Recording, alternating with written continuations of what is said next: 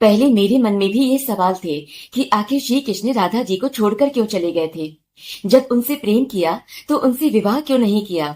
वहीं जब मैंने सोशल मीडिया पर कुछ लोगों को राधा जी के अस्तित्व पर भी सवाल उठाते हुए देखा तो मेरे मन में और भी सवाल आ गए थे। जैसे कुछ लोग तो ये कहते हैं कि महाभारत में राधा जी का उल्लेख नहीं है, इसलिए राधा जी काल्पनिक है। लेकिन इस आधार पर तो बहुत कुछ काल्पनिक हो जाएगा। राधा जी के बारे में और राधा कृष्ण के रिश्ते के बारे में बहुत तरह की बातें पढ़ने को मिलती हैं। लेकिन जब मैंने अपनी मूल चीजों को पढ़ा, मूल ग्रंथों को पढ़ा, तब मुझे मेरे बहुत सारे सवालों के जवाब मिले। और इसीलिए आज मैंने इस विषय पर एक वीडियो भी बनाने की कोशिश की है कि इस वीडियो में मैं अपने विचार नहीं दूंगी, मैं तो केवल फैक्ट्स दिखा दूंगी कि इस विषय पर कहां पर क्या लिखा है। और इससे आप लोगों को इस टॉपिक पर बहुत सारे सवालों के जवाब मिल जाएंगे। तो पहली बात करें राधा जी के उल्लेख की, तो राधा जी का उल्लेख और वर्णन ब्रह्म वैवर्त पुराण, देवी भागवत पुराण, शिव महापुराण, स्कंद पुराण, बारह पुराण, पद्म पुराण, मत्स्य पुराण, हरिवंश पुराण और गर्ग संहिता में स्पष्ट रूप से मिलता है। और वहीं श्रीमद् भागवत पुराण और विष्णु पुराण में उनका उल्लेख सांकेतिक रूप से मिलता है। कुछ लोगों का कहना है कि राधा जी 12वीं शताब्दी में जयदेव गोस्वामी द्वारा रचित एक काल्पनिक पात्र हैं, लेकिन यह सच नहीं है। कुछ लोग ये भी कह देते हैं कि ब्रह्म वैवर्त पुराण फर्जी है या प्रक्षिप्त है। तो आपको बता दें कि भागवत पुराण में ही जो 18 मुख्य पुराणों के नाम बताए गए हैं, उनमें ब्रह्म वैवर्त पुराण का नाम भी शामिल है। मैंने अपने पिछले वीडियो में विस्तार से बताया है कि जयदेव कवि से पहले राधा जी का उल्लेख और कहाँ-कहाँ किया गया है। अब हम आते हैं पुराणों पर कि पुराणों में राधा कृष्ण के रिश्ते के बारे में और उनके प्रेम के बारे में, उनके विषय पर क्या क्या लिखा है। आइए एक एक करके देखते हैं। मूल प्रकृति ईश्वरीय शक्ति 5 भागों में विभक्त है। गणेश, जननी दुर्गा, लक्ष्मी, सरस्वती, सावित्री और राधा। इन्हीं पर सृष्टि निर्भर है। इन पांचों में कोई छोटा या बड़ा नहीं है। जिस समय प्रकृति के जिस रूप की आवश्यकता होती है, वे उसी रूप में प्रकट हो जाती हैं। पर ब्रह्म श्री कृष्ण 2 रूपों में प्रकट हैं, द्विभुज और चतुर्भुज। चतुर्भुज रूप में वे बैकुंठ में निवास करते हैं और द्विभुज रूप में वे गोलोक में निवास करते हैं। और गोलोक धाम का उल्लेख वाल्मीकि रामायण में भी किया गया है। गोलोक में श्री कृष्ण की पत्नी राधा जी हैं, जो उनके अर्धांग से प्रकट हुई हैं, यानी उनके वाम भाग से प्रकट हुई हैं, यानी उनकी बाईं भुजा है। और चतुर्भुज रूप में उनकी पत्नी लक्ष्मी जी हैं। चतुर्भुज रूप में वे सुदर्शन चक्र और कौमुद की गदा भी धारण करते हैं। रुक्मिणी जी भी श्री कृष्ण का बायां भाग है। रुक्मिणी और श्री कृष्ण लक्ष्मी नारायण हैं। तो आज कुछ लोग जो राधा जी और रुक्मिणी जी में आपस में तुलना करते हैं, वो बिल्कुल सही नहीं है, वो बहुत गलत है, क्योंकि दोनों की तुलना नहीं है, दोनों ही श्रेष्ठ हैं। पर ब्रह्म श्री कृष्ण जब तक गोकुल में रहे तब तक श्री कृष्ण के रूप में रहे, अतः वहां भी राधा जी के साथ रहे। वहां से जाने के बाद वे अपने विष्णु अवतार के स्वरूप में आ जाते हैं और तब वे लक्ष्मी जी यानी रुक्मिणी जी के साथ रहे। साथ ही अपने सुदर्शन चक्र और कौमुद की गदा भी धारण करते हैं। यशोदा जी के छोटे भाई रायण नाम के वैश्य के साथ राधा जी का नहीं, राधा जी की छाया का विवाह हुआ था। जब राधा जी के माता पिता ने उनका विवाह रायण से तय किया, तब राधा जी अपने घर में अपनी छाया को छोड़कर स्वयं वहां से अंतर्ध्यान हो गई थी। राधा जी की छाया कोई और नहीं बल्कि वृंदा यानी तुलसी ही थी। वृंदा श्री कृष्ण को प्राप्त करने के लिए बहुत वर्षों से तप कर रही थी और वहीं रायण भगवान विष्णु के श्रेष्ठ पार्षद हैं। भगवान विष्णु के अनेक पार्षद बताए गए हैं, जिनमें से 16 पार्षद प्रमुख हैं, जो रंग, रूप और गुणों में भगवान विष्णु के समान ही दिखाई देते हैं, क्योंकि ये विष्णु जी के ही अंश हैं। ये भगवान की लीलाओं में उनका सहयोग करने के लिए उनकी आज्ञा पर आ जाते हैं। भगवान श्री कृष्ण वृंदा से कहते हैं कि तुमने तपस्या द्वारा ब्रह्मा जी की आयु के समान आयु प्राप्त कर ली है। तुम अपनी आयु धर्म को दे दो और स्वयं गोलोक को चली जाओ। वहां तुम तपस्या के द्वारा इसी शरीर से मुझे प्राप्त करोगी।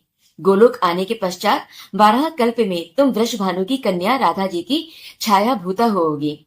उस समय मेरे कलांश से उत्पन्न हुई रायण गोप तुम्हारा पाड़ी ग्रहण करेंगे।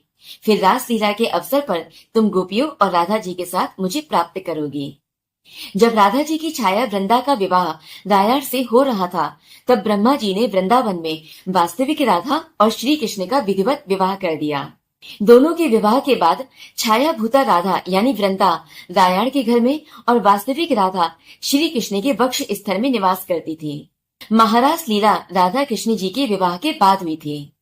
भागवत पुराण और विष्णु पुराण में राधा जी का नाम सीधे तौर पर नहीं मिलता है, लेकिन इन दोनों में यह बताया गया है कि महारास लीला के दौरान श्री कृष्ण केवल एक गोपी के साथ ही वन में विहार कर रहे थे। दोनों वन में जहां जहां भी गए उनके चरण चिन्हों का पीछा करते करते सारी गोपियां उन तक पहुंचने का प्रयास करती हैं, लेकिन पहुंच नहीं पाती। सभी गोपियां अनुमान लगाती है कि यह अवश्य ही वह गोपी आराधिका ही होगी। यहाँ आराधिका किसी गोपी का नाम नहीं बताया गया है। आराधिका का अर्थ यह बताया गया है कि गोपियां अनुमान लगाती हैं कि अवश्य ही यह वही गोपी है जिसके द्वारा श्री कृष्ण आराधित किए जाते हैं। जितने भी पुराणों में राधा जी का वर्णन आया है उनमें यह भी बताया गया है कि श्री कृष्ण राधा जी की आराधना करते हैं और राधा जी श्री कृष्ण की आराधना करती हैं। दोनों एक दूसरे के इष्ट हैं। श्री कृष्ण की निरंतर आराधना के कारण राधा जी का नाम राधिका है। ब्रह्म वैवर्त पुराण के अनुसार पूर्व काल में राधा जी ने श्री कृष्ण के लिए शतशंख नामक पर्वत पर 1 सहस्त्र दिव्य युगों तक निराहार रहकर तपस्या की थी। इससे वे अत्यंत दुर्बल हो गई थी। श्री कृष्ण ने देखा कि अब राधा जी के शरीर में सांसों का चलना भी बंद हो गया। तब वे करुणा से द्रवित होकर रोने लगे और तब उन्होंने राधा जी को यह वरदान दिया कि जो अन्य सभी लोगों के लिए दुर्लभ है। वे राधा जी से बोले कि प्राण वल्लभे, तुम्हारा स्थान मेरे वक्ष स्थल पर है, तुम यहीं रहो। सौभाग्य, मान, प्रेम और गौरव की दृष्टि से तुम मेरे लिए सबसे श्रेष्ठ और सर्वाधिक प्रियतमा बनी रहो। राधा जी श्री कृष्ण के वाम भाग से प्रकट हुई हैं और उनके वक्ष स्थल में निवास करती हैं और रूप, गुण और तेज में श्री कृष्ण के समान ही है। इसलिए राधा कृष्ण में कोई अंतर नहीं है। राधा जी श्री कृष्ण की प्रपंच लीलाओं का गोपन यानी संरक्षण करती हैं और इसीलिए उन्हें गोपी कहा जाता है और सभी गोपियों की उत्पत्ति राधा जी से हुई है। क्योंकि गोलोक में श्री दामा ने राधा जी को श्राप दिया था कि वे भूतल पर मानवीय योनि में जाकर 100 वर्षों के लिए श्री कृष्ण से बिछड़ जाएंगे और इसीलिए 100 वर्षों के लिए राधा कृष्ण अलग अलग हो गए थे और उसी दौरान श्री कृष्ण ने धरती का भार उतारा था। 100 वर्ष पूर्ण होने पर राधा कृष्ण एक दूसरे से फिर मिले थे और तब वे गोलोक धाम को चले गए थे। इसी के साथ ब्रह्म वैवर्त पुराण के अध्याय 111 में राधा जी और यशोदा जी का संवाद भी आप पढ़ सकते हैं। श्री कृष्ण पर ब्रह्म है और राधा जी उनकी मूल प्रकृति शक्ति है। सृष्टि या ब्रह्मांड में जो कुछ भी है वह सब कुछ प्रकृति का ही रूप है जो कई रूपों में विभक्त है। पुरुष और प्रकृति के संबंध को भगवान श्री कृष्ण ने भगवत गीता में भी विस्तार से समझाया है। प्रकृति माता समान है और पुरुष पिता समान। वेदों की यह आज्ञा है कि पुरुषवाची शब्द का उच्चारण करने से पहले प्रकृति का उच्चारण किया जाना चाहिए। यानी वेदों की यह आज्ञा है कि माता का नाम पिता से पहले लिया जाना चाहिए और यही कारण है कि भगवान शिव के पहले गौरी जी का, श्री राम से पहले सीता जी का और श्री कृष्ण से पहले राधा जी का नाम लिया जाता है। इस क्रम में उलटफेर करने वाला मनुष्य वेदों की आज्ञा का उल्लंघन करने वाला माना जाता है।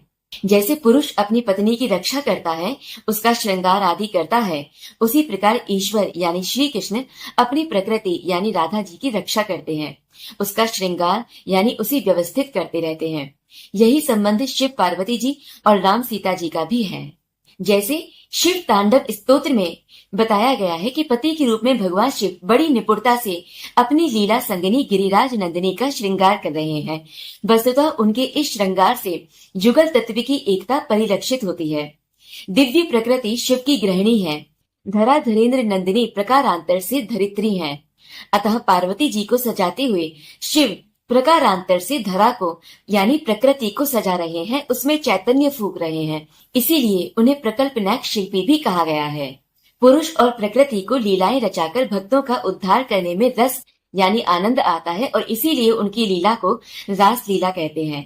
रास लीला भगवान श्री कृष्ण के संपूर्ण कर्मों और विचारों का एक छोटा हिस्सा है। भगवान विष्णु की पूर्णावतार की पूर्णता रास लीला के बिना संभव नहीं है। रास लीला अध्यात्म के उच्च स्तर की चीज है जिसे कामी लोग नहीं समझ सकते। सृष्टि की सारी क्रिया ही लीला है। पुरुष और प्रकृति की रास लीला जिसका संक्षिप्त संकेत भगवत गीता में भी है। विराट पुरुष और आदि शक्ति की यह रास लीला उनके निजी मनोरंजन के लिए नहीं, जीवों को भोग और मोक्ष का अवसर प्रदान करने के लिए ही होती है। जीवों का उद्धार ही सृष्टिकर्ता को रास आता है, जिस कारण वे लीला करते हैं।